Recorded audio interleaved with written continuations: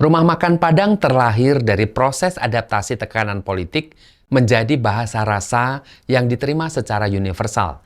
Bagaimana sejarah rumah makan Padang hadir di tanah air dan mengapa banyak artis kini memiliki jejaring rumah makan Padang. Apakah ini fenomena yang viral atau memang peluang yang esensial? Inilah Inspira Insight dari data menjadi cerita.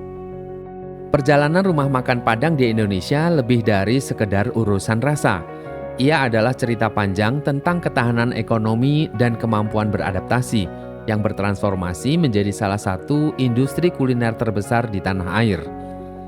Akar bisnis ini secara historis dapat ditarik jauh hingga pertengahan abad ke-19, di mana wilayah Sumatera Barat berfungsi sebagai pusat ekonomi utama di bawah pemerintahan Hindia Belanda.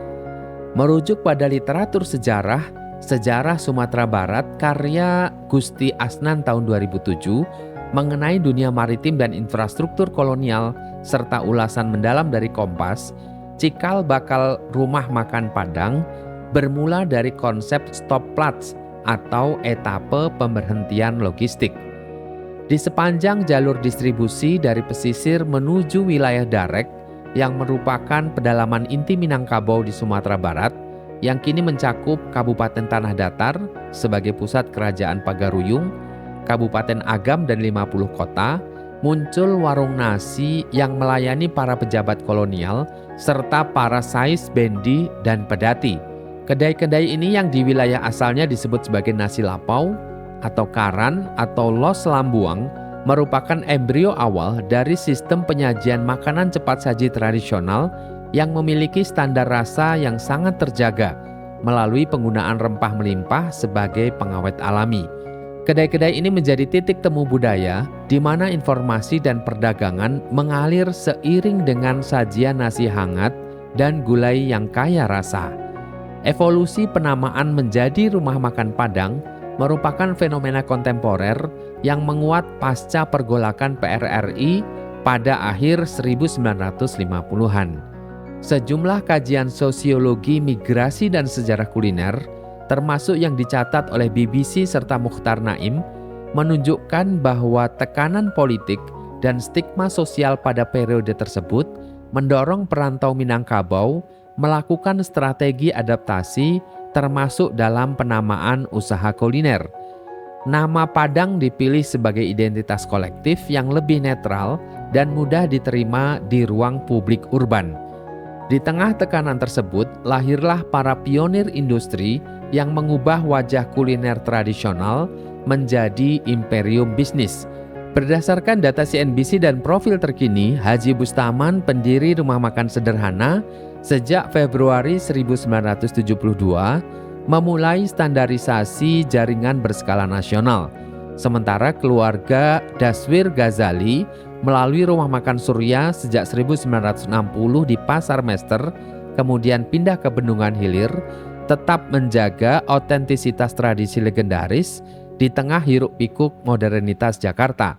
Puncak dari transformasi kuliner Padang menuju kelas premium secara signifikan diwakili oleh fenomena rumah makan pagi sore. Berdiri sejak tahun 1973, di Jalan Jenderal Sudirman Palembang oleh Haji Lismar dan Haji Sabirin, Pagi Sore menjadi salah satu brand terpenting yang merubah citra rumah makan Padang dari sekedar tempat makan rakyat atau warung pinggir jalan menjadi sebuah restoran mewah berkelas atau fine dining experience dengan pionir mall seperti Ratu Plaza pada tahun 1982. Pagi Sore melakukan revolusi pada aspek layanan pelanggan, interior gedung yang megah, serta standarisasi rasa premium yang sangat konsisten, seperti penggunaan daging kualitas terbaik dan profil bumbu yang lebih kaya serta creamy. Transformasi yang dipelopori oleh Pagi Sore ini membuktikan bahwa nasi Padang memiliki fleksibilitas brand yang luar biasa, mampu menembus pusat perbelanjaan mewah, melayani kalangan elit, dan bersaing secara head-to-head dengan jaringan restoran internasional manapun di dunia. Namun dalam ekosistem kuliner Minangkabau yang luas ini terdapat poin penting yang seringkali disalahpahami oleh masyarakat luas, yaitu perbedaan mendasar antara nasi Padang dan nasi kapau. Berdasarkan data dari Pesona Indonesia dari Kompas 2025, nasi kapau memiliki karakteristik unik yang berasal secara spesifik dari Nagari Kapau, Tilatang Kamang, Bukit Tinggi, Sumatera Barat. Perbedaan paling mencolok terletak pada tata letak dan alat saji. Jika di rumah makan Padang, lauk diletakkan di etalase atau palung yang tinggi secara vertikal.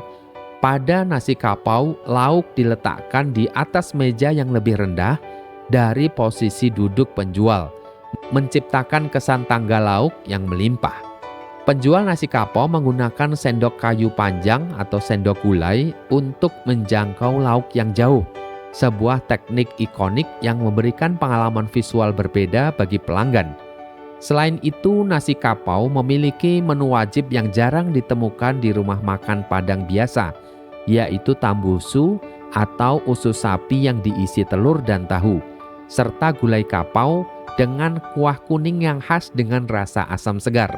Hasil penggunaan bahan pengasam alami seperti asam jawa dan jeruk nipis memberikan karakter yang berbeda dari gulai di rumah makan Padang pada umumnya. Dominasi rumah makan Padang semakin diperkuat oleh faktor psikologi konsumen, sebagaimana diulas dalam Travel Kompas. Keberhasilan ini ditopang oleh varietas menu yang sangat melimpah, kecepatan penyajian nyaris tanpa jeda melalui sistem hidang, serta profil rasa bumbu yang berani, yang dalam perjalanannya telah diterima sebagai semacam standar rasa nasional oleh berbagai lidah di Nusantara. Rahasia di balik efisiensi operasional ini terletak pada manajemen area inti restoran yang dikenal sebagai palung. Area rak piring vertikal ini dikelola oleh personel senior kepercayaan pemilik yang bertugas melakukan kontrol kualitas akhir atau final quality control. Mereka memastikan bumbu-bumbu kasar seperti lengkuas dan serai telah disisihkan, sehingga sajian tampak bersih dan siap santap saat tiba di meja pelanggan. Pilar teknis lainnya adalah penguasaan teknik memasak rendang, yaitu proses slow cooking selama sekitar 8 hingga 10 jam. Keaslian sebuah rumah makan Padang bahkan dapat dikenali secara visual melalui warna rendangnya. Rendang otentik harus berwarna coklat kehitaman dan kering yang disebut sebagai rendang darek, bukan kalio yang masih berwarna coklat terang dan berkuah. Rendang yang dimasak hingga tuntas memiliki ketahanan alami yang tinggi tanpa perlu penambahan bahan pengawet kimia. Memasuki era modern, kekuatan ekonomi rumah makan Padang semakin ditopang oleh model rantai pasok yang mengarah pada integrasi vertikal. Analisis CNBC menunjukkan bahwa jaringan besar seperti rumah makan sederhana, Pagi Sore, Garuda, Surya, serta brand modern seperti Payakumbuh menerapkan pola kontrak eksklusif dengan produsen bahan baku primer yang diperkirakan mampu menekan biaya distribusi hingga kisaran 15-20%. Standarisasi rasa dijaga melalui dapur pusat atau central kitchen yang memproduksi bumbu dasar dalam skala besar. Efisiensi ini juga tercermin dalam sistem pelayanan yang umumnya terbagi ke dalam 3 kategori utama, yaitu hidang, per porsi, dan bungkus. Menariknya, pada sistem bungkus porsi nasi hampir selalu dibuat lebih banyak. Bonus nasi ini kerap dipahami sebagai refleksi kesadaran perantau untuk berbagi dengan keluarga di rumah, sekaligus pertimbangan estetika agar bungkusan terlihat proporsional, kokoh, dan mampu menjaga suhu panas lebih lama. Daya jangkau kuliner ini kini telah melampaui batas negara, menunjukkan potensi global yang nyata melalui pembacaan data geospasial. Jejak terjauh rumah makan Padang tercatat berada di wilayah New York, New Jersey melalui rumah makan Upi Jaya, yaitu sekitar 15.000 km dari kota Padang. Disusul oleh Simpang Asia di Los Angeles sekitar 14.500 km, Indo Cafe di kawasan San Francisco sekitar 14.000 km, hingga Salero Minang di Den Haag, Belanda sekitar 10.500 km dari kota Padang.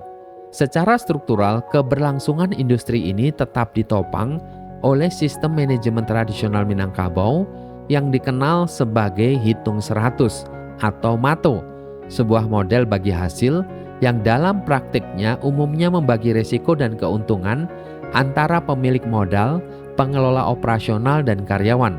Misalnya pola 70-30, termasuk kewajiban zakat sebesar 2,5%. Menariknya, sistem ini kini banyak diadaptasi ke dalam platform digital melalui penggunaan point of sale atau POS terintegrasi. Model ini menjadi salah satu khazanah penting dalam manajemen lokal Indonesia, di mana karyawan tidak semata diposisikan sebagai buruh, melainkan sebagai mitra yang memiliki keterlibatan langsung dalam kinerja dan hasil usaha harian.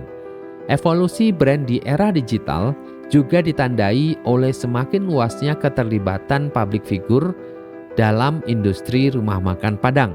Selain Deddy Corbuzier melalui Gadang Barubah, Arif Muhammad dengan Payakumbuh, dan Pras Teguh lewat Warung Tamburai, sejumlah tokoh publik lain juga turut masuk ke ranah kuliner Minangkabau dengan pendekatan dan segmen yang beragam. Raffi Ahmad misalnya menggandeng pelaku UMKM melalui brand Minang Bersaudara. Kemal Mukhtar, seorang selebriti dan penyiar radio ternama, juga membuka restoran khas Minang bernama Nasi Kapau Langganan. Sementara figur seperti Darius Sinathrya membuka rumah makan bernama Padang Tugu, Aureli Moiremans dengan Kapau Anak Sultan, hingga Aldi Taher lewat rumah makan Minang Kocak. Keseluruhannya menghadirkan interpretasi modern rumah makan Padang melalui konsep rice bowl, kapau urban, maupun rumah makan keluarga. Fenomena banyaknya artis yang membuka rumah makan Padang akhir-akhir ini dipicu oleh kematangan ekosistem bisnisnya yang telah berevolusi dari sekedar warung rakyat menjadi investasi kelas premium dengan resiko yang cenderung rendah. Secara strategis, para artis memanfaatkan sistem manajemen yang sudah terstandarisasi serta pangsa pasar yang bersifat universal, di mana nasi Padang diterima oleh seluruh lapisan sosial, sekaligus mengambil momentum dari citra baru rumah makan Padang modern yang kini sejajar dengan restoran internasional di mal mewah. Sehingga bisnis ini tidak hanya menjanjikan keuntungan finansial yang stabil, tetapi juga memberikan nilai prestis dan kekuatan identitas kultural bagi pemiliknya. Kehadiran para figur publik ini tidak semata bertumpu pada popularitas personal, melainkan berperan sebagai akselerator komunikasi merek, membawa rumah makan Padang masuk ke ekosistem storytelling digital, media sosial, dan budaya pop anak muda. Sinergi antara brand legendaris yang telah mapan seperti Surya, Sederhana, atau Pagi Sore dengan pendekatan pemasaran modern berbasis figur publik ini menciptakan dinamika pasar yang signifikan, memperkuat posisi nasi Padang bukan hanya sebagai komoditas pangan, tetapi sebagai gaya hidup, identitas budaya, dan simbol kuliner Indonesia di ruang global. Sebagai penutup, setidaknya ada 4 rekomendasi agar rumah makan Padang terus berkelanjutan menjadi kekayaan Indonesia yang mendunia. Pertama, kelestarian masakan Padang harus dimulai dari penguncian DNA masakan Padang yang tidak bisa ditawar. Mulai dari teknik memasak, profil rasa, sistem hidang, serta filosofi berbagi yang menjadi ruh kuliner Minangkabau. Inovasi tetap diperbolehkan pada bentuk, kemasan, dan kanal distribusi, tetapi keaslian dapur, terutama pada menu kunci seperti rendang darek, harus dijaga sebagai standar emas lintas generasi. Kedua, penguasaan narasi tentang masakan Padang sama pentingnya dengan menjaga kualitas dapurnya. Masakan Padang perlu terus ditegaskan sebagai warisan kuliner Indonesia melalui pencatatan sejarah, penetapan standar, serta pengakuan dari dunia akademik dan industri.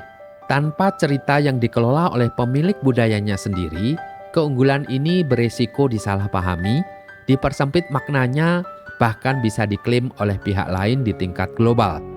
Ketiga, masa depan masakan Padang terletak pada transformasinya menjadi kekuatan industri modern.